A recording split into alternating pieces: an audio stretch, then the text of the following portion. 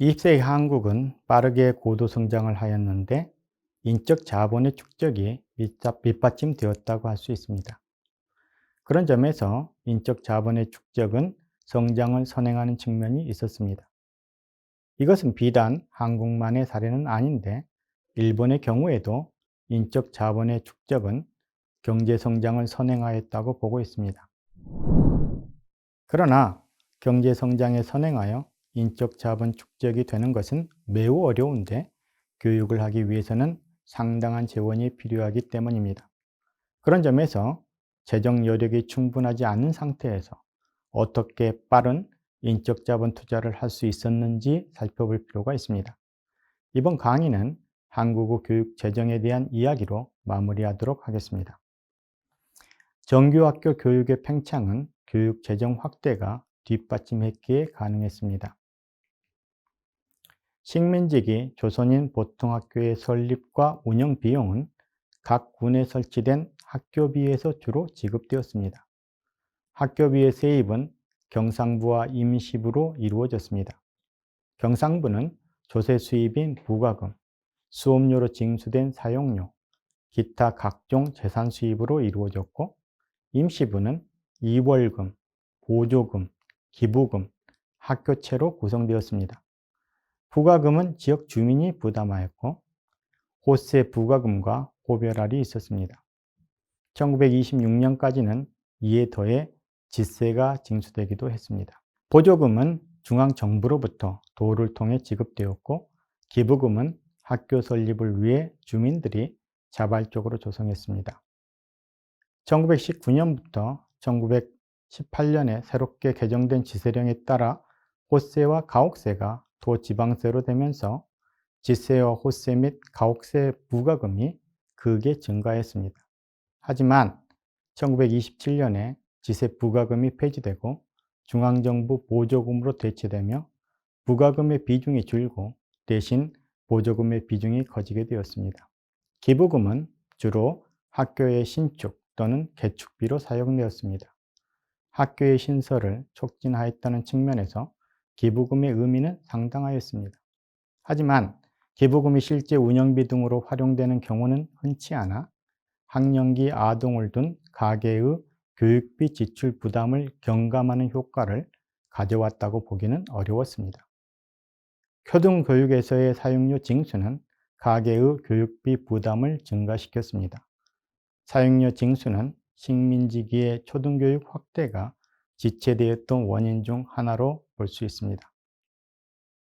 해방 이후 1950년대 말까지 교육재정은 주로 초등 의무교육 확산에 사용되었습니다. 1950년대의 교육재원으로는 호별세 부가금과 특별부가금, 제1종 토지소득세 환부금, 교육세, 의무교육 재정교부금 등이 있었습니다. 교육재정의 기본 단위는 교육부, 시 또는 특별시로 교육위원회에서 호별세 부가금과 특별부가금을 정해 징수했습니다. 식민지 시기부터 징수되어 왔던 호별세 부가금은 초등교육의 경비로 집행되었고 특별부가금은 교사의 신축, 증축, 수선 등 특별한 수요가 있을 때 별도로 징수되었습니다. 하지만 이 두 가지 지방세의 세원은 의무교육 재정 수요액보다 훨씬 적었고 징수율도 낮았습니다. 따라서 점진적으로 폐지되었고 국가의 재정 지원 규모가 늘어났습니다.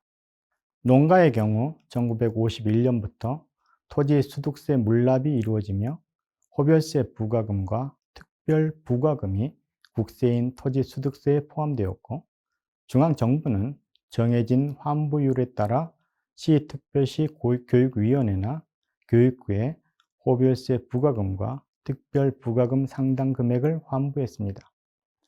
피농가에 부과된 호별세 부가금 및 특별부가금은 교육세법이 제정된 1958년에 폐지되었습니다.